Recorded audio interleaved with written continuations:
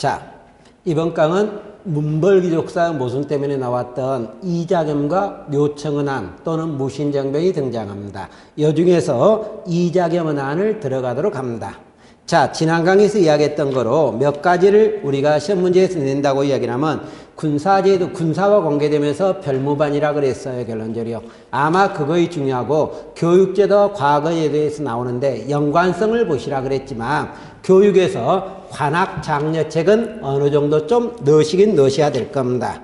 자, 그러면서 이번 강에서 시작을 하는 이자겸은안을 들어가도록 합니다. 자, 칠판을 보면서 들어가도록 하겠습니다. 자, 우리가 고려사회를 무슨 사회라고 이야기를 했습니까? 문벌귀족 사회라고 그랬죠, 결론적으로요.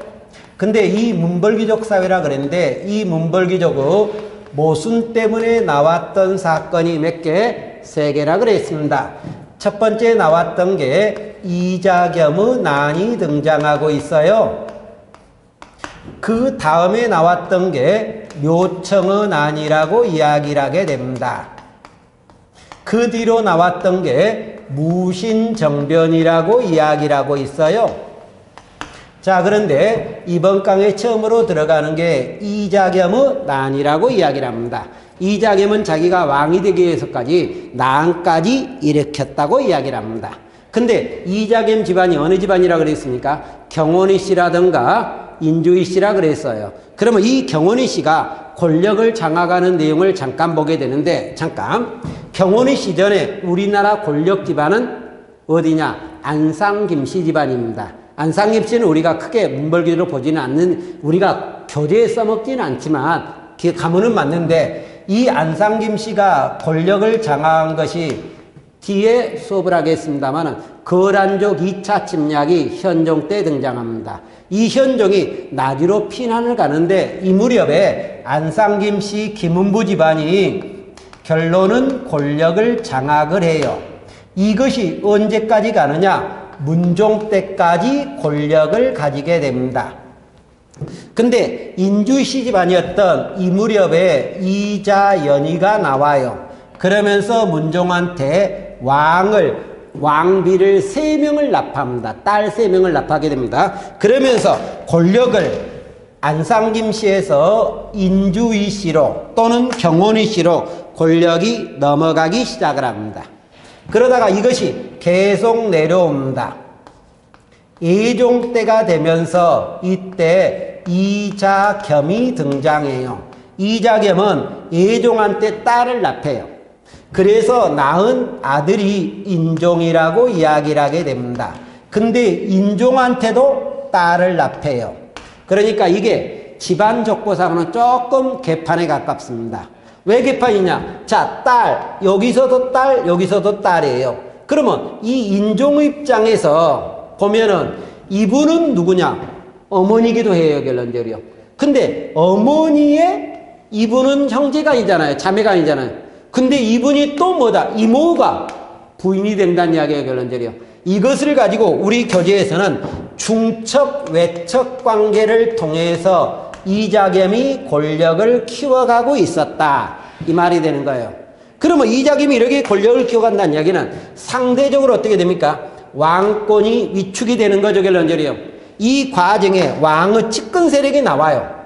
예종 때 측근 세력이 뭐냐면은 한한인이란 측근 세력이 등장하겠고, 인종 때는 김찬이라든가 안보린 이러한 측근 세력이 나오게 되는데, 이때 인종은 측근 세력을 이용해서 이자겸을 어느 정도 제거하려고 하는 겁니다, 결론적으로. 이 제거하려고 하고 있었다. 거기에 조금 기분 나빴던 이자겸은, 자, 예종의 측근 세력이었지만 인종 때 살아있었던 한한인을 제거하기 시작을 하게 됩니다. 한한인을 제거하고 있으면서 자기가 왕까지 되려고 시도를 하게 됩니다. 그러는 과정에 자기 딸을 시켜서 왕을 제거하려고 하는 거예요, 결론적으로. 근데 이때 딸이 이 말을 안 먹고 있습니다. 그래서 못 죽여요. 근데 이분이 왕이 되기 위해서 하나 도참설을 이용해요. 그게 여러분 교재도 나왔지만 18자의 왕설이라고 이야기를 합니다. 18자의 왕설이라고 이야기를 하는데, 자, 잠깐. 18자를 다 묶으면은 어느 글자가 돼버려요? 이씨가 돼버리는 거예요. 그래서 이씨가 왕이 된다는 도참설을 이용하면서 자신이 왕이 되려고 합니다. 그러는 과정에 이자겸은 누구하고 손을 잡느냐? 무신 세력이었던 척준경과 손을 잡으면서 왕궁을 불태워버립니다. 자, 왕궁을 소실시켰다고 이야기를 하는 거예요. 자, 왕궁을 불태우니까 왕권은 어떻게 되겠습니까? 약화됐을 거란 이야기예요, 결론적으로.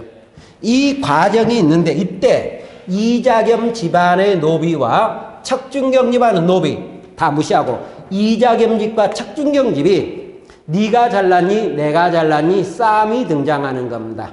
그러면 이자겸은 군인적 기반과 이자겸 간의 알력이 등장하는 과정에 이때 왕이 누구를 타이르느냐? 척준경을 조용히 타이릅니다. 그러면서 이 척준경을 통해서 이자겸을 제거해버려요. 그러면 이 사건 이후 때 누구의 발언권이 크게 될 겁니까? 척준경의 발언권이 커질 거예요, 결론적으로. 근데 척준경의 발언권이 커지는 과정에 척준경을 또 제거한 게 서경 세력입니다.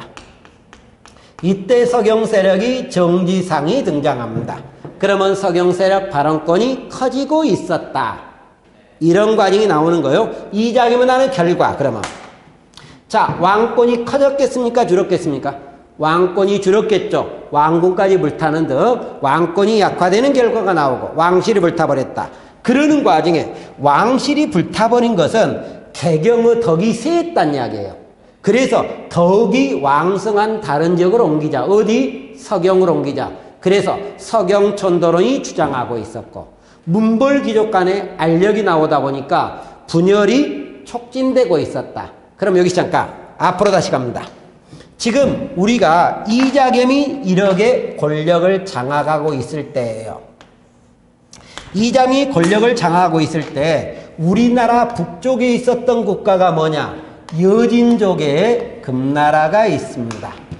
근데 이 여진족 금나라가 우리나라에 무엇을 요구하냐면 4대 관계를 요구하게 되는 거예요. 임금과 신하 관계를 요구합니다. 그런데 이때 조정 내에서 반대도 꽤 있었지만 이자겸은 자기 정권을 유지하기 위해서 4대 관계를 수락한다. 이게 12세기 전반이에요. 4대를 수락하고 있었다. 여기까지 우리가 찾아볼 수 있었다. 이렇게 봐두시면 되겠고. 그러면 여기서 서경 세력은 서서히 커지죠. 근데 잠깐 이자겸이 여러 개의 권력을 장악하고 있을 때 개경 세력의 대표적인 가문이 하나가 있어요. 이게 누구냐면 김부식, 경주 김씨 가문이 있어요. 김부식이 지금 있었다. 이렇게 보는 겁니다. 자, 그러면 서경 세력이 이자겸 난을 통해서 어떻게 됩니까? 서서히 등장하고 있었죠. 그런데 지금 수도는 어디다? 개경이란 이야기예요. 그러니까 서경 세력은 자기 권한을 키우기 위해서 명분을 통해서 어디로 천도하자? 서경으로 천도하자 그러는 거예요. 그러니까 누가 반대한다? 부식이가 반대하게 돼 있죠. 그래서 서서히 뭐가 나온다? 묘청은 안이 나온다. 근데 일반적으로 우리가 이자겸 안은 시험 문제에 안 나오지만 묘청은 안은 시험 문제에 나옵니다. 그래서 묘청은 안은 꼭 보셔야 된다. 그러면 묘청은 안을 이쪽으로 끌어가서 수업하도록 하겠습니다. 자, 그러면 묘청은 안이 나오게 된 배경. 자, 왕권이 약화되고 있죠. 이 왕권이 약화되는 과정에 민생도 문제거리가 등장하게 됩니다. 그래서 왕권과 민생 안정을 위해서 개혁 정치가 필요하겠고 이런 과정에 묘청이가 나름대로 주장을 합니다. 근데 이때 묘청이 주장했던 게 세 가지인데 어디로 천도해라? 서경으로 천도해라. 서경천도를 주장하게 됩니다. 옆에 날개 쪽에 가면 서경천도에 대한 묘청과 김부식의 시각이라고 되어 있죠. 1번은 네모 1번은 누구냐면 묘청의 서경천도 주장이에요. 네모 2번은 김부식의 반대 주장이에요. 결론적으로 반대적인데 이때 묘청이가 서경천도를 주장할 때 풍수지리설을 가지고 이야기하는 1번을 읽겠습니다. 풍수지에서 가끔 나오니까 신등이 서경의 이몬역 땅을 보니 이는 음양가가 말한 대화서입니다. 만약 궁고를 이어하시면 천하를 합병할 수 있을 것이고 금나라가 패백을 가지고 와 스스로 항복할 것이며 36국이 다 신첩이 될 겁니다. 이래서 서경천도를 주장하고 있다. 그런데 우리 김부식 아저씨는 어떻게 된다? 반대한다. 그래서 서경천도 안 되고 있어요. 결론적으로요. 또 묘청이 주장했던 게 칭제 건원론을 주장하고 있다. 칭제 건원론이라는 것은 황제를 칭하고 연호를 사용합시다. 이야기를 한 거예요. 결론적으로. 하나 더 금국정벌을 주장하고 있다. 이렇게 나옵니다. 이 금국정벌은 잠깐 이자겸이 집권할 때 금나라에 4대를 지었잖아요. 결론적으로요. 그런데 금나라를 정벌하자 이렇게 주장하니까 우리 김부식 아저씨가 금과 충돌하는 것은 송에 이용당하는 것이다. 이러면서 반대를 합니다. 그래서 안 되는 거예요. 그러니까 묘청이 주장했던 세 가지가 김부식에 의해서 좌절되는 겁니다. 그러다 보니까 묘청 세력들이 에라 안 되겠다. 엎읍시다. 이래서 묘청이 난을 일으켜요. 결론적으로요. 어디서? 서경에서 난을 일으킵니다. 이때 국호를 대위라고 이야기를 합니다. 연호를 청계라고 이야기를 하고 군대를 천견충의군이라고 이야기를 해요. 그러면 이 난을 일으키면 왕은 이 난을 어떻게 해야 됩니까? 진압해야 되겠죠. 그래서 김부식을 최고 권력자로 이야기를 하면서 김부식을 파견해서 이 난이 1년 만에 진압이 돼버립니다. 진압이 되고 나서 영향입니다. 자, 근데 약간 1번 문벌귀족사의 내부 분열이 더욱 촉진되고 있다. 자, 문벌귀족 모순 때문에 나온 게 뭡니까? 묘청은 아니죠. 그러니까 분열이 더욱 가속화된다. 서경지가 잠깐 서경에서 난을 일으켰는데 서경 세력이 이긴 거예요. 그러면 개경 세력이 진압한 겁니다. 그러면 서경을 우대하겠느냐 차별하겠느냐? 차별하죠. 그래서 서경지가 더 약화되면서 서경에 두었던 분사제도가 폐지됩니다. 분사제도가 폐지된다. 숙문천무 성향이 더욱 강화된다. 이 말은 무슨 말이냐? 잠깐. 원래 고려시대 서경은 어떤 목적으로 만들었느냐? 북진정책의 목적으로 만든 거예요. 그러면 서경의 지위가 하락이 된 서경 세력, 서경이 난을 일으킨 것은 결과적으로 어느 세력이 중심이었을 거다? 무신 세력이 중심이었을 거다. 그러면 무에 대한 차별이 커진다, 줄어든다? 커진다. 그래서 숙문천무가 더욱 이전에 있었던 무차별 현상이 이 난을 통해서 더욱 커져가는 결과가 등장하게 됩니다. 그러면 이 난으로 커져간다는 이야기는 더 이상 무들이 참을 수 없다 이렇게 생각하면 무들이 뭐를 키웠습니까? 엎어버리겠죠. 그래서 그 다음에 나온 게 무신정변이 나오게 되는 배경입니다. 동그라미 사이에 가니까 삼경제도가 무너지면서 삼소제도가 등장하고 있었다. 이렇게 나와요. 그러면서 평가가 나오는데 가로 6번 이 평가는 묘청의 난을 긍정적으로 평가한 사람이 누구냐? 단재 신채호입니다. 어느 책에서? 조선사 연구처에서 조선 역사 1000년사 중에 가장 대표적인 제1대 사건이라고 이야기를 합니다. 그런데 묘청을 긍정적으로 평가한 사람이 누구? 신채호. 어느 책? 조선사 연구초라 그랬죠. 여기서 자주 나오는 문제는 아닌데 가끔 시중책 문제를 보면 이런 말이 나옵니다. 신채호가 묘청을 평가한 책은 조선사 연구초가 맞죠. 근데 여러 개 쓰지 않고 어떻게 쓰는 경우가 있느냐. 조선 상고사 이래 갖고 쓰는 결과가 나오는데 조선 상고사에는 묘청은 안을 긍정적으로 평가한 책이 아니다. 아니다. 이렇게 보시겠고. 그러면 자, 제가 첫 시간에 이런 이야기를 했습니다. 역사를 볼 때는 현재 입장에서 역사를 본다. 그러니까 현재적 시각을 굉장히 많이 가미한다. 그러면 단재 신채호는 자, 묘청은 안을 긍정적으로 봤다, 부정적으로 봤다? 긍정적으로 봤다 그랬어요. 그러면 신채호 입장에서 묘청을 긍정으로 본 이유가 있다는 거예요. 그런데 신채호는 언제 때 사람이다? 일제강점기 때 독립운동가입니다. 일본으로부터 독립을 하기 위해서 굉장히 노력했던 사람이에요. 독립적 시각에서 보는데, 그러면 자 봅시다. 묘청은, 자, 칭제 건호는 황제를 칭하고 연호를 사용하는, 이것은 독립국에서 나오는 거예요. 그리고 금국정벌이라고 하는데, 자, 금국정벌은 이자겸이 자기 정권을 유지하기 위해서 금의 사대를 취한 거죠. 근데 금으로부터 독립하는 거는 신채호가 우리나라가 어디서부터 독립한 거가 똑같다? 일본으로 독립. 그래서 이 두 개 때문에 일천년율의 제1대 사건이라고 긍정적으로 평하고 있다. 그런데 묘청의 주장에서 하나가 빠졌죠. 서경천도론이 빠졌네요. 그 이유는 뭐냐? 서경천도론 무슨 설을 이용한 거다? 풍수지리설. 근데 풍수지리설은 지금도 미신적 요소를 가미하고 있는 거죠. 그래서 뺀 거라고 이야기를 한다.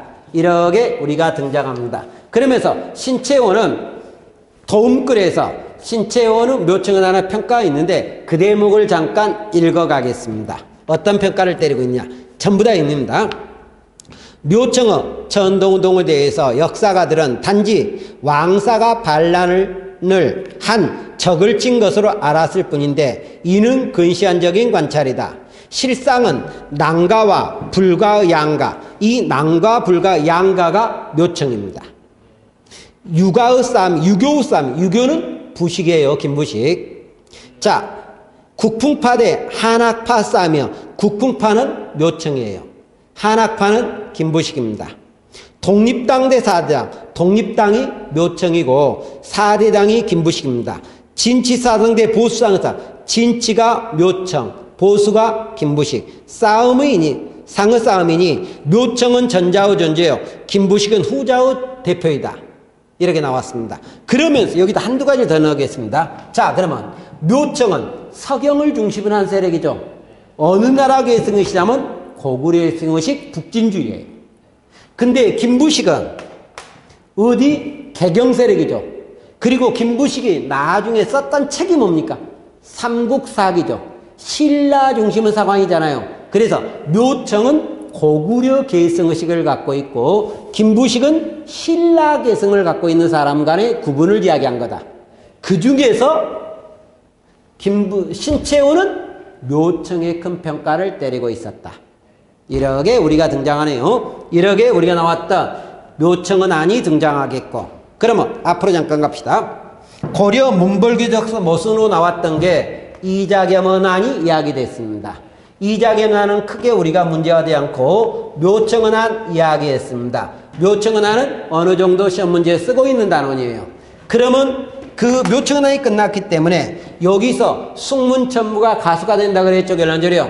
그래서 무신들이 쿠데타를 일으킨 사건, 이것을 뭐다? 무신정변이라고 이야기를 하고 있다. 그러면 요 뒤를 지우고 무신정변에 관한 설명으로 들어가도록 하겠습니다. 자, 우리가 무신정변은 몇 년에 나왔냐면 1170년에 나왔던 사건입니다. 근데 이 1170년이라고 이야기를 하는데 이 무신정변이 나오면서 이전과 이후를 고려를 크게 양등분해요. 결론적으로 2등분을 한다. 그러면 무신정변 이전을 고려 무슨 기라고 이야기를 하냐면 정기라고 이야기를 하고 무신정변 이후를 고려 무슨 기라고 이야기를 한다. 후기라고 이야기를 합니다. 그러면서 고려를 정기 후기를 구분한다. 자, 그러면 이제 무신정변을 들어가게 되는데 무신정변이 나오는 배경입니다. 어떤 배경으로 나오겠느냐? 자, 그러면 여기서 이야기했던 하나입니다. 문벌귀족사의 모순 때문에 나온 사건이 세 개라 그랬죠. 그러면 첫 번째 문벌귀족사회의 모순도 하나 배경이 될 거다. 이렇게 나옵니다. 두 번째 숙문천무 경향이라 그랬어요. 자, 이 숙문천무 문을 숭상하고 무를 차별하는 성향이 꽤나 커져가고 있었다. 그런데 이거에 대해서는 여러분 교재에 좀 많이 세부적으로 써놨네요. 기억에 가다 보니까 묵과 과거제도가 시행되지 않았다. 고려는 묵과 제도가 있었니 없었니 양자택일함은 일반적으로 없다는 게 원칙이라 그랬습니다. 림번에 가다 보니까 7제 중에서 무를 교육하는 강해제 무학제가 있어요. 이게 폐지됐다. 세 번째 디귿에 갑니다. 무반의 지휘관은 무의 최고 지휘관은 문관들이 점하고 있었다. 이것도 문제가 되겠고, 네 번째, 군인한테 지급한 토지였던 군인전이 폐지되고 있다. 군인전을 폐지하다 보니까 나왔던 난이 있습니다. 기문과 체질의 난이 등장해요. 크게 신경을 안 써도 되는데 이거에 군인전을 폐지하니까 나왔던 난입니다만 군인전을 지급하지 않고 있다. 다섯 번째, 의종의 사치향락이 등장하고 있네요. 이것을 묶어서 숙문천문하고 이야기를 하고, 세 번째, 무신들이 자체 역량을 키워가고 있었다. 이 말은 이민족 침략을 격퇴하는 데 직접적으로 활동했던 사람은 누구다? 무드리족 갤런저리형. 그래서 이 사람들이 자신의 역량을 키워가면서 내 힘이 어느 정도 된다는 것을 확인했다. 이렇게 나오는 거예요, 갤런저리형. 그러면서 무신정변은 변청 과정을 들어갑니다. 자, 무신정변의 변청 과정을 보면은 책에 따라 좀 달라요. 이의방부터 쓴 책이 있고 정중부부터 쓴 책이 있어요. 그런데 크게 신경을 쓰지 말고 이의방이 나왔다가 그 다음에 정중부가 나오기 시작을 하게 됩니다. 근데 잠깐, 우리가 무신정변을 예전에 뭐라고 이야기합니다. 앞으로 잠깐 갑니다. 계사년에 나왔다 그래서, 잠깐, 무신정변을 경인년에 나왔다 그래서, 자, 무신정변을 우리가 한번 나간다? 경인은 아니라 그래요. 경인은 간지가 경인년에 나왔기 때문에 경인은 아니라고 이야기를 한다. 이렇게 나오게 되는데, 또리고 예전에, 지금은 인정하지 않지만 무신정변을 이방을 빼버릴 때는 정중부가 주도했다고 이야기를 합니다. 그래서 무신정변을 정중부난이라고도 이야기를 하는 경우가 있습니다. 근데 무시하고 정중부가 주도했다고 봅시다. 이때 최고 권력기구는 중방이었습니다. 자, 이군육의 상장과 대정이 모여서 회의하는 기구였다고 이야기를 하는 거예요. 그러다가 이 정중부가 누구한테 죽게 되냐면 경대승한테 죽게 돼요. 밑에 사람 위에 사람을 죽였습니다. 갤런저리요. 그러다 보니까 자기도 어떻게 합니까? 안 죽어야 되겠죠. 갤런저리요. 그래서 자기 신변을 보호하기 위해서 도방이란 집단을 만들면서 권력을 유지하기 시작을 합니다. 그러나 이분은 병사를 해요. 자, 그러고 나서 그 뒤에 나왔던 사람이 이의민입니다. 이의민은 신분이 천민이었던 사람이에요. 군사적 능력을 가지고 올라갔는데 정중부 밑에서 권력을 키우던 세력이에요. 근데 정중부를 제거한 사람이 경대승이었기 때문에 경대승 때는 지방으로 낙향을 합니다. 그러다가 경대승이가 죽으니까 다시 중앙으로 올라가서 중방을 통해서 권력을 행사하게 됩니다. 그런데 이 이민을 제거한 사람이 우리가 최충원이에요. 혼자 한 게 아니고 자기 동생과 연합을 합니다. 최충수와 연합을 해서 결론은 이민을 제거하고 그 다음에 권력을 혼자 장악하기 위해서 자기 동생까지 제거했던 사람입니다. 그런데 이 최충원의 정치 형태는 머릿속에 넣으시기 바랍니다. 최충원의 정치를 넣으면서 그 뒤에 권력을 장악했던 사람이 누굽니까? 최우기도예요. 그래서 최충원과 최우의 권력 정치를 구분해서 보시기 바랍니다. 이게 시험 문제에 쓰는 거예요. 최충원과 최우를 구분해서 어떤 정치를 하고 있었느냐. 이거 시험 문제에 나오니까 대처하시란 이야기입니다. 결론적으로. 자, 그러면 우리가 최충원의 권력 정치 형태를 보도록 하겠습니다. 자, 이 최충원은 사회를 개혁하기 위해서 봉사십조를 건의합니다. 봉사십조를 건의하게 되는데 이 봉사십조는 날개 쪽에 있습니다. 시험 문제 한 2번 정도 나왔던 거예요, 결론적으로.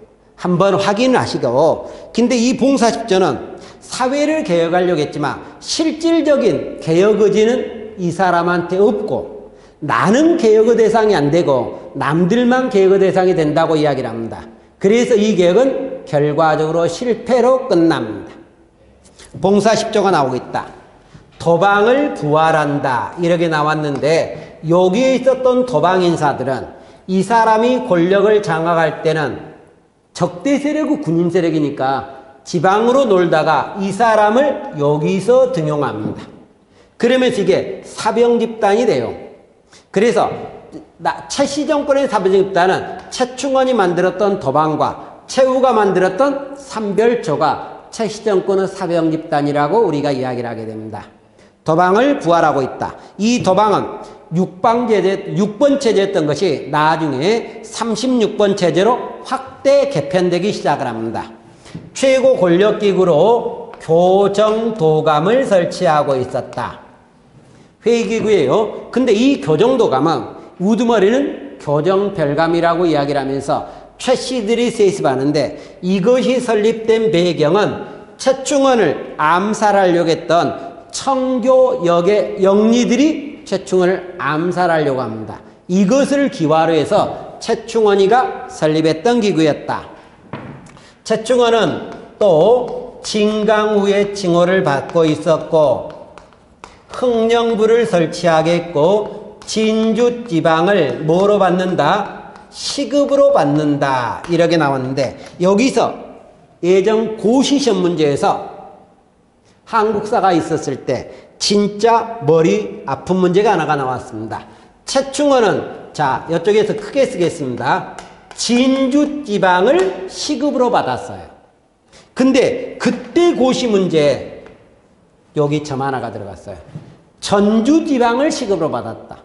이래갖고 틀린 적 문제가 있었다. 이것은 좀 너무한 것 같다. 점 하나까지 우리가 추정해야 되느냐 이런 게 있는데 기출문제를 예전에 나왔기 때문에 확인 정도는 한번 해두실 필요가 있는 것 같다. 이렇게 보고 또 조계종을 지원하고 있었다. 이때 조계종을 개청한 사람이 누구? 진울입니다. 진울을 지원하고 있었다. 그래서 조계종이 개창되고 있었다. 이렇게 나오는 최충원 집공개에 관한 내용이라고 이야기를 합니다. 그러다가 최충원은 반대파를 거의 제거했어요.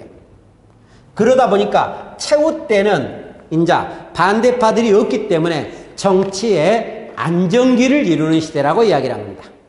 그러면 최후 때는 무엇을 하느냐?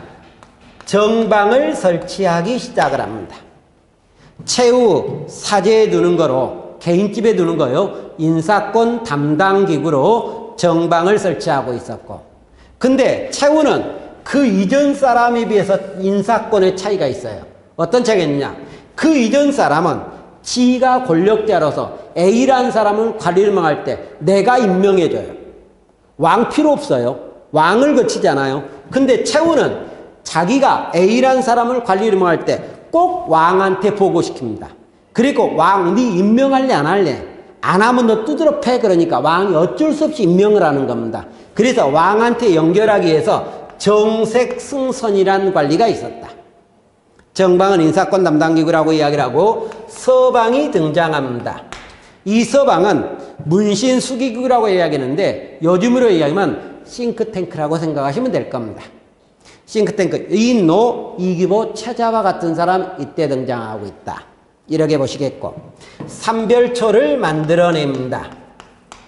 삼별초는 자 치안 유지 목적으로 처음에 만들었어요. 조금 전 이 앞강에서도 이야기했지만 처음에는 치안 유지 목적에 야별초가 있다 그랬습니다. 그러나 숫자가 확대되니까 좌별초, 우별초로 만들고 몽고와 싸움하는 과정에 잡혔던 사람이 돌아오니까 신우글을 만들면서 삼별초라 그랬어요. 근데 이 삼별초는 최충원 때 만들었던 도방과 같이 최씨 정권의 사병 집단의 역할을 한다 그랬습니다.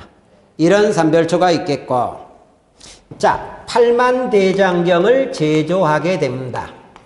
몽고족이 몽골이 침략하다 보니까 부처님에 의존해서 무엇을 하겠다? 몽고와 싸움하겠다는 이야기죠. 그래서 강화도에서 팔만대장경, 제조대장경을 만들겠고, 또 하나 몽골이 침략하니까 도읍을 어디로 옮기기도 합니까? 이분은요, 강화도로 도읍을 옮기기도 하죠. 강화도 천도가 등장하고 있다. 이렇게 나오겠고, 최후가 안정기 정치를 하겠고, 뒤로 가다 보니까 최양이 나오겠고 최의가 나오지만 최양과 최의는 별로 의미가 없습니다. 그러면 여기서 우리가 무신정권을 다시 한번 구분한다고 이야기를 하는데, 최씨정권 이전의 시대와 최씨정권까지 이후 시대로 3단계 구분을 일반적으로 때립니다. 그런데 여기는 무신정권 초기고 여기는 무신정권이 어느 정도 안정기 형태고 뒤에는 무신정권이 어느 정도 무너지는 형태입니다. 그러면 이 최씨정권이 무너지고 나서 뒤에 나온 게 김중과 유경이 등장하게 됩니다. 그리고 이명과 이뮤무가 등장하고 있어요. 그리고 이 정권은 무너지고 나서 우리나라가 어디로 도망갑니까? 개경으로 도망간 게 아니죠. 몽골에 굴복하면서 개경을 환도해요. 이게 1270년입니다. 그러면 잠깐 다시 몽골의 침략이 여기까지 있어요. 그러다가 몽골이 물러나지 않았는데 개경으로 간 거예요. 그랬단 이야기는 우리는 누구의 간섭으로 들어갔다? 몽골의 간섭으로 들어갔죠. 그래서 개경환도 이유가 원간섭기 이렇게 우리가 등장하게 되는 겁니다. 여기서는 자주성에 도움이 된다 안 된다? 안 되겠죠. 그래서 시련기 이렇게 나오는 거예요. 우리나라 고려 정권의 시련기. 그러면 이런 형태가 등장하는데 지금 정치판에서 이야기한 것 중에 최충원 정치와 최후 정치는 꼭 머릿속에 넣으라 그랬죠, 갤런저리요. 자, 그럼 여기까지 놓고 여러분 교재 사회의 동요가 등장합니다. 자, 중간으로 가서 다시 보도록 합시다. 그러면 우리가 무신정변이 등장하면서 무신정권에 반대하는 어떤 사건들이 등장하고 있었느냐 이렇게 보는 거예요, 갤런저리요. 그러면 김보당은 이게 무신정권에 반대했던 최초 반발이에요. 근데 그 반발이 간지가 개사입니다. 그래서 개사은안이라고도 이야기를 하고 이 아저씨들은 의정복위를 시도했습니다. 두 번째, 조의총이 난이에요. 서경유수였던 조의총이 난을 일으키게 됩니다. 교종계 승려은 난입니다. 잠깐 생각합시다. 문벌귀족들이 지원했던 불교 집단이 교종입니다. 그러면 무신정권이 등장하면서 문벌귀족을 제거 대상으로 삼았죠. 그러면 문벌귀족가 손을 잡고 있는 교종도 제거 대상이 되겠죠. 그래서 교종계 승려들이 반발합니다. 그러면 무신정권은 교종계에 대항하기 위해서는 내한테 도움이 된 세력을 하나라도 만들어야 되겠죠, 결론적으로요. 이래서 조계종을 지원하는 거예요. 자, 이러면서 이때 교종계 승려로서 귀법사원안과 중강사원안이 나오고 있다. 가로 3번 하층민의 봉기라고 이야기를 하는 거예요. 그러면 일반 백성들이 봉기한 것은 지금 무신정변 때 신분제도가 동요하고 있었지만 또 하나 중앙의 권력자들, 무신들이 농민들을 대상으로 굉장히 많이 수탈하게 됩니다. 그래서 이 사람들이 난을 일으키는데 양민들은 처음에는 서북지방에서 나왔어요. 산발적이었고 군사적 기반을 근거로 하던 겁니다.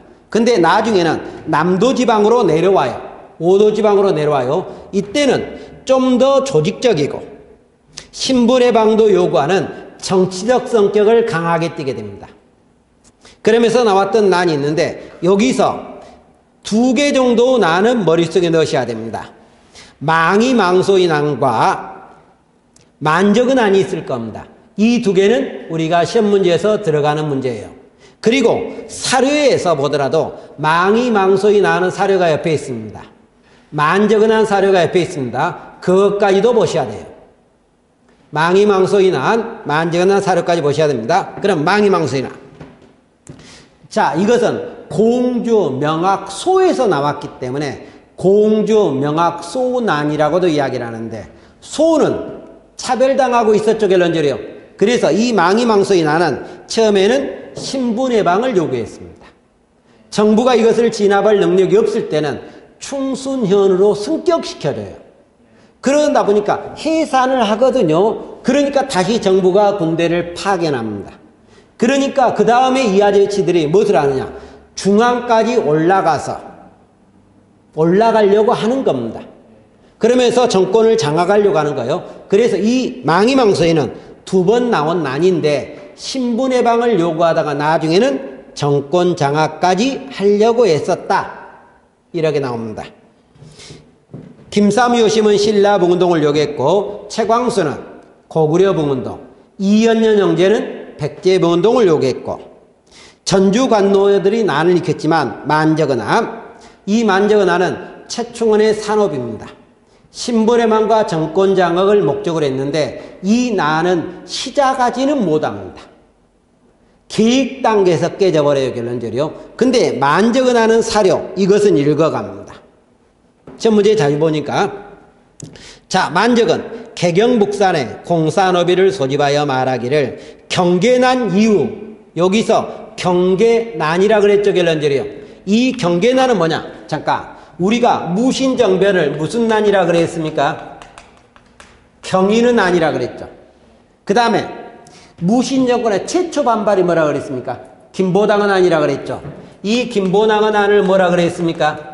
개사은 난이라 그랬죠. 그래서 앞자를 본딴 겁니다. 그래서 무신정변과 김보당은 난을 묶어서 경계, 이렇게 이야기합니다. 경계난 이래 국가의 공경대부는 모두 천에서 나왔다. 여기 잠깐, 공경대부, 이게 최고 권력자입니다. 그러면 최고 권력자가 천민 출신이란 이야기죠. 잠깐 이쪽으로 봅시다. 여기에서 천민 출신으로 최고 권력자가 된 사람이 누구? 이민입니다. 그래서 이민의 영향을 받았던 것이다, 이렇게 우리가 이야기를 합니다. 계속합니다. 장상이라고 했지, 처음부터 시가 다를 싸보냐.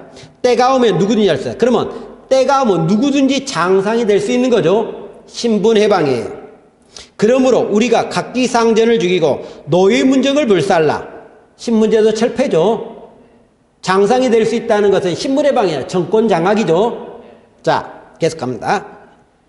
노예문정을 불살라 사만의 천인을 없게 하자, 이렇게 나왔습니다. 그래서 신분해방은 이야기했고 공경대부가 될 수 있다, 정권 장악이죠. 두 가지가 다 나왔는데 실질적으로 이것은 밀고로 실패가 되어버립니다. 그래서 나는 나온 것은 아니고 계획 단계에서 깨졌던 거다, 이렇게 생각하시면 되겠고, 가로 3번 무신정변의 영향이라고 되어 있습니다. 자, 그러면 정책으로 무신정변이 등장하면서 왕권은 커졌겠습니까? 줄었겠습니까? 줄었겠죠, 결론적으로요. 왕권이 약화됐다. 그리고 무신정변이 등장한 무신들은 나를 전에 굉장히 탄압했던 문벌귀족을 어떻게 하겠습니까? 제거 대상으로 삼겠죠. 그래서 문벌귀족이 붕괴되면서 관료제사로 넘어가는 계기점이 등장하고 있다. 경제적으로 권력자들이 토지 독점화 현상이 나와요. 그래서 전시과 제도가 무너지고, 농장이 등장할 때는 무조건 농민들은 어떻게 된다? 못 산다. 민생 어렵고 국가 경제 어렵게 되는 것은 당연하다는 겁니다.